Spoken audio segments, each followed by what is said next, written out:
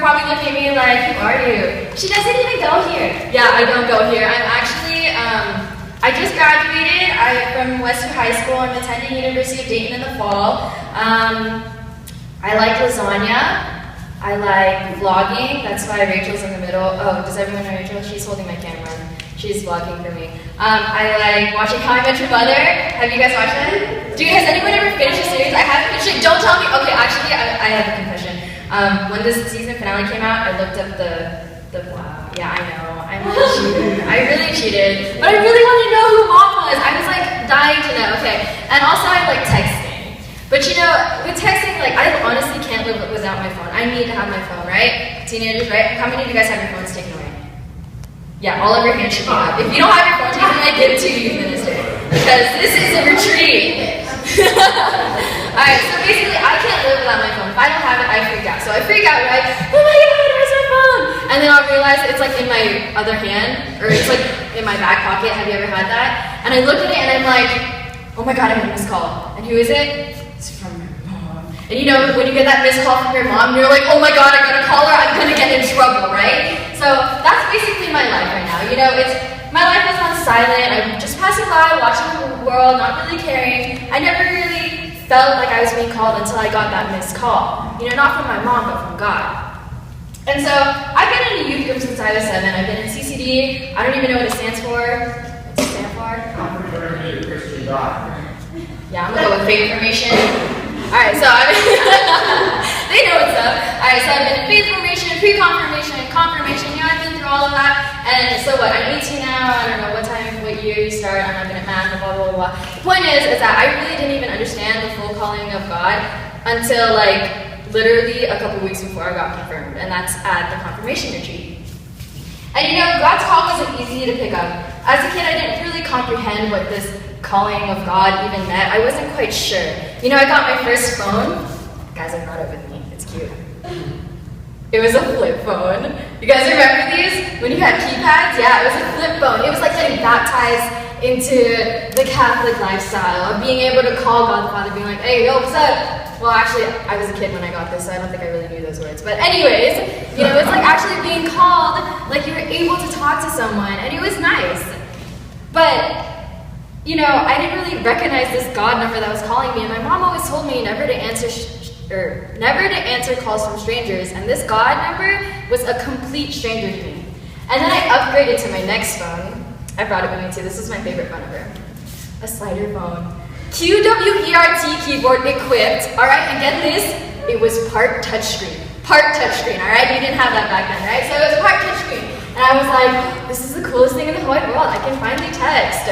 It was really cool, okay? So I got my texting phone, and it was, I don't know, like middle school, I guess, you know, that awkward phase of life where you don't really know what's going on with your body, and then you have that one talk, and it's like really awkward, and you're like, oh, that's what my body's doing? Oh, great, it's great, right? And it was like all of a sudden, you know, you had to figure out, you had to assign yourself to what clique you were going to be in. And it's like everyone had to do that, and even me, and what was I going to be? I don't know what I'm going to be. Am I going to be a cheerleader? I can't even do splits, whatever. Am I going to be, you know, that smarty pants, you know, doing math and stuff, it's really hard? Or am I going to be the outcast? You know, I didn't know what I was going to be. Still, I was getting these calls from God, and I'm still wondering what he even wanted, like, what he wanted. What does this God want from me? But I'm not going to pick up. I wanted to be who I wanted to be. I'm not going to be who this God person wants me to be. It's my life, you know? And so basically, I hashtagged ignored the call, but I don't think hashtag was a big thing when I had my QWERT phone. But you know, I hashtagged ignored the call. And in high school, I got my first smartphone. I was lagging a little bit. But once I finally upgraded my phone, you know, my phone was cool and all, but I'm not saying my life was cool at all, actually. It was actually one of the weakest points in my life when I got my smartphone. And excuse me if I cry, because this is actually a really tough thing to tell people, especially people I don't really know and that people are awkward about. Ooh, where are the tissues at? Just kidding. Oh, if I thought that would have been so cool! Dang, it would have been like Spider-Man. I'm not Spider-Man. I wish I was. But you know, I'm not. But it's okay. But basically, you know, I lost a bunch of my friends to drugs and alcohol. You know, when you're a teenager, you get exposed to that kind of stuff. It happens. And I wasn't really into it, and that's just kind of what happened. My family was tearing apart. Me and my dad got in this really big fight, and it's like ruined our relationship, and it's been really hard for me to talk to him since. Excuse me. I fell into depression after that. It's been like 2 years, and I take like medications for it because it gets really bad. And my heart hurts a lot. My heart was hurting actually last night, and I didn't know what to do, but I was just trying to breathe through it, I guess. I got my heart broken a bunch of times. That really didn't help. I got my heart broken by my best friends, by my boyfriend, so my ex, which is, it's okay, but I got my heart broken. And I got taken advantage of people in my vulnerable moments. Actually, a lot of people, and it really sucked. And this is when I actually finally listened to one of the messages that God left me on my voicemail. Excuse me. And this is what he told me. He was like, stay strong, you can do it. I went through the hardest times of my life with just that slightest bit of encouragement from God. Stay strong, he said. You can do it. And I was wondering why I was being put through all this kind of pain. Things got worse, and I was forgetting the message, and it was getting really hard. And a couple days later at the conference, at one of the retreats that I served at, I was completely not even prepared at all. Not spiritually, not emotionally, not anything. The flesh was willing, but my spirit was willing, but my flesh was weak. And I came in with a heavy heart, full of sin, fear, and hopelessness. And so Saturday night, it was one of those worship things, and God was calling again. And I finally decided to pick up, but instead of listening, I just yelled at him. I was like, God, why me? Why am I going through all this? This is really hard. Can't you see I'm struggling? Can't you see every night that I'm crying? Why aren't you helping me? You say you love me, but I don't think that you love me. This is really hard. And God waited like a gentleman till I was done. I was like, God, why aren't you helping me? And then finally, he spoke and he said, I know you're strong, stronger than the struggle, and I know you can overcome this. And I tried calling you, but you didn't answer, but it's okay, because you answered this time, and I'm glad you did, and now you're actually giving me the chance to help you, and now I can help you. I didn't understand, and I just let all anger go, and I just confessed. I was like, I'm weak, I'm powerless, I'm hurt, and I'm scared. God, I'm so scared. And you know what he says to me? He says, open your heart and let me purify you from the inside out. Accept my pure love. And so during this worship, I held out my arms, just trying to reach out to God. And it was then that I recognized God's calling for me. It was a huge rocky road. I went through so much stuff, but I finally learned that I'm supposed to help the forgotten ones. The ones who felt lonely, the ones who felt afraid, the ones that felt hurt, scared, the ones who felt like me. God wanted to utilize my trials, tribulations, and my triumphs to help those who are just as troubled. In the story of Emmaus, I don't know if they already told you, but there's these two men that are walking along a road. So they're walking with a guy, and then this random person comes up, and they're like, hey, have you heard about God's miracles and stuff? And this guy's like, God's miracles? What's that? And so they tell him, and they educate him about stuff. And this whole time, they don't even realize that stranger was God himself.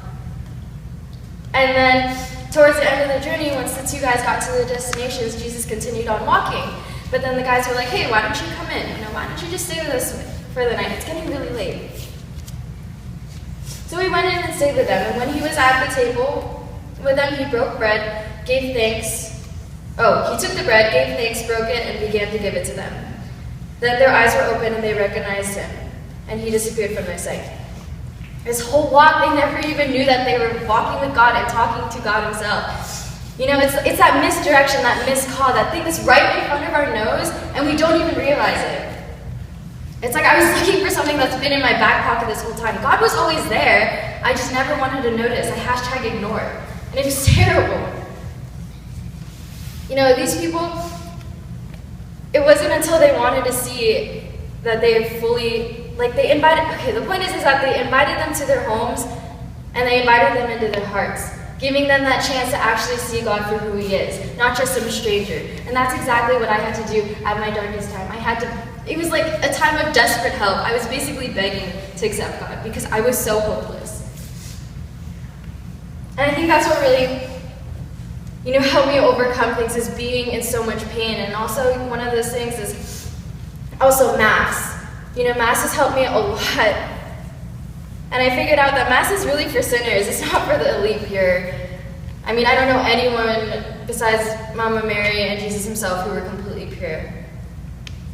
But when I go to church, I try and find just one thing that I can learn from. There's one thing to get out. Maybe it's just one word that will remind me of something to do good.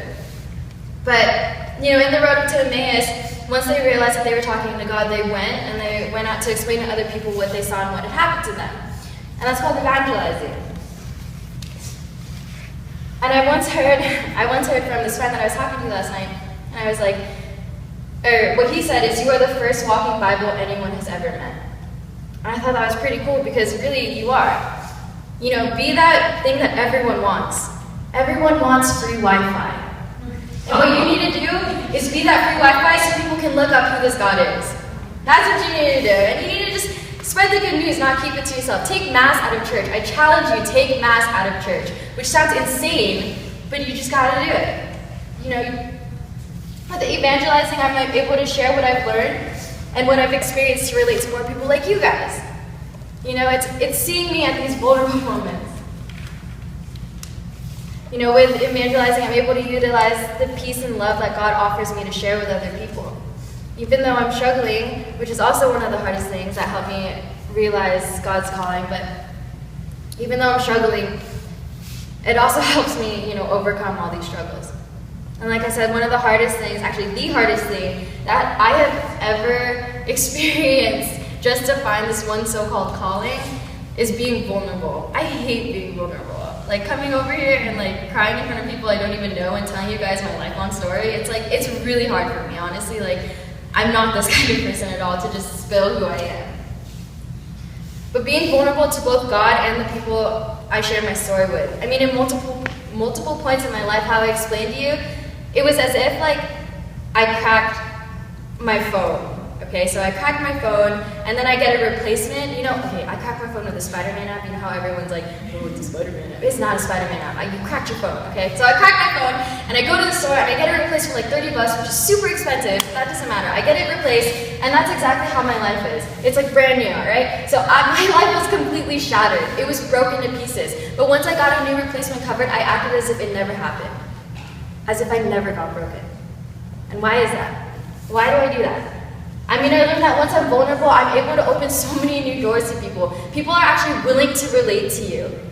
We all have this front, this new, replacement cover, this new mask. And no one's afraid to show people that we've been hurt before. It happens. We all get hurt. In all honesty, we all get hurt. For real. It's okay to ask for help. It's scary, but it's okay. And it's not easy to accept God's plans for others. In the questionnaire that they were saying to write, they were like, did Mary, was Mary super willing to accept her call? Hey Mary, you're gonna be pregnant. What? No, it's okay. It's the Holy Spirit. Oh, okay. No, she wasn't like that. She was probably scared. What's my mom gonna say? What's my, not even my boyfriend. What's Joseph gonna say? What is everyone else gonna say? But it didn't matter. She just said yes.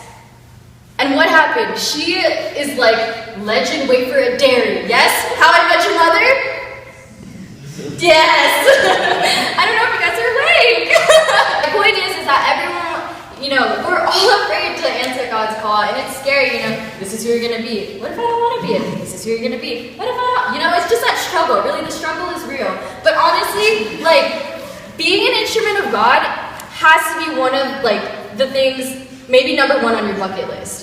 It's great to being able to have people look at you and, sometimes it's scary because I feel like I'm a role model. I don't feel like it when people say I'm the role model, and it puts a lot of pressure on me to be perfect, but it's not that. It's that I'm looking to God and I'm asking Him, please shine through me, because I'm not perfect, but you are, and you can shine through me and show them all the little rays of sunshine and show how perfect faith can be. You like this? This is jazz hands, but rays of sunlight.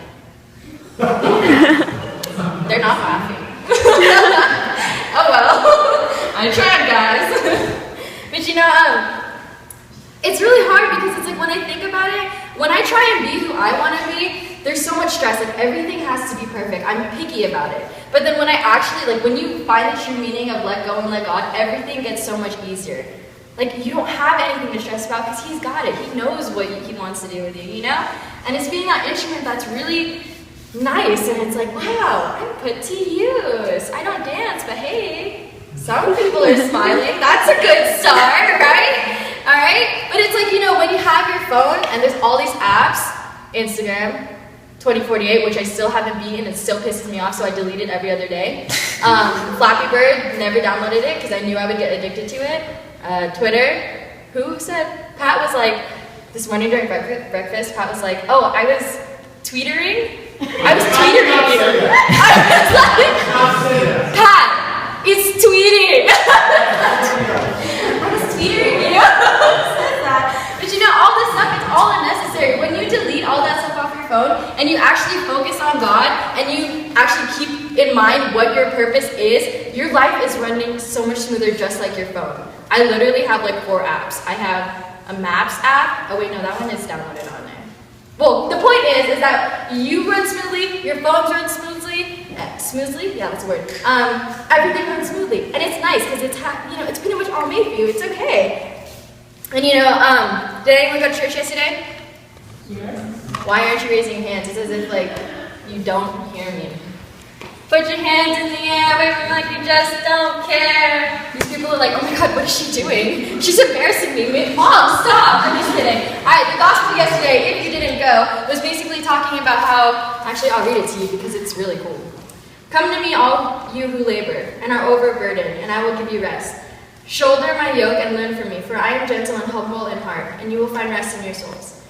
You see, like all this unnecessary stress and like without all of this stress and all of your focus on God, you're going to be at ease. I mean, God wouldn't give us anything less than perfect because He is perfect. What do you have to fear? When you die, where are you going to go? Heaven, the ultimate oasis. That is like a party up in Disneyland and Six Flags and whatever else is considered the best place on the planet. Well, you know what? I got the best place in the universe. That's heaven. I mean, like, He took YOLO to a whole nother level. He was like, YOLO, I'm resurrected, bro. It's all good. I got you. And then all the YOLO maters were like, oh shoot. But I'm just kidding. No, I don't know what they were feeling. But I mean, really, we have nothing to fear. Like, we have God on our side. Explain to me what can beat God if God's already defeated the devil and death. Nothing really. So why are you tripping? You ain't got to trip. Like, I know I trip, but I ain't got to trip. I don't know why I trip, but I do. Like, I'll trip over rocks or something. But I mean, really, it's not that big of a deal. Like, but when I found my calling, I was both scared and happy. Scared because I'm just an ordinary person. How am I supposed to make a difference? How am I supposed to be this like grand person that God wants me to be when I'm just like here all awkward and stuff? How is that even possible? But like I said, being an instrument of God is really a great thing.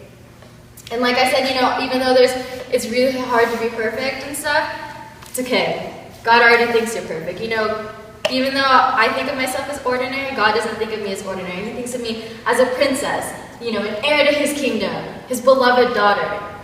And that's like a big deal. And it might seem like it's really stressful living up to princess status or prince status, but really it shouldn't be. Our God is pretty forgiving. But that doesn't mean you can, party on Saturday, like woo woo, and then, go on Sunday church and be like, I'm sorry for partying.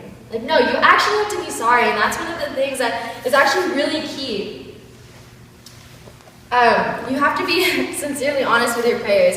In Emmaus, they asked each other, were our hearts not burning within us while he talked with us on the road and opened the scriptures to us? These men questioned their faith. The MCs were talking about, you always want to step forward with your faith. You don't want to stay standing, and that's the point. These men, they wanted to know more of God, do more of God, and that's exactly what we need to do. And I found that the best way that I can exemplify God's calling for me is an action through random acts of kindness. Isn't that in Noah's Ark?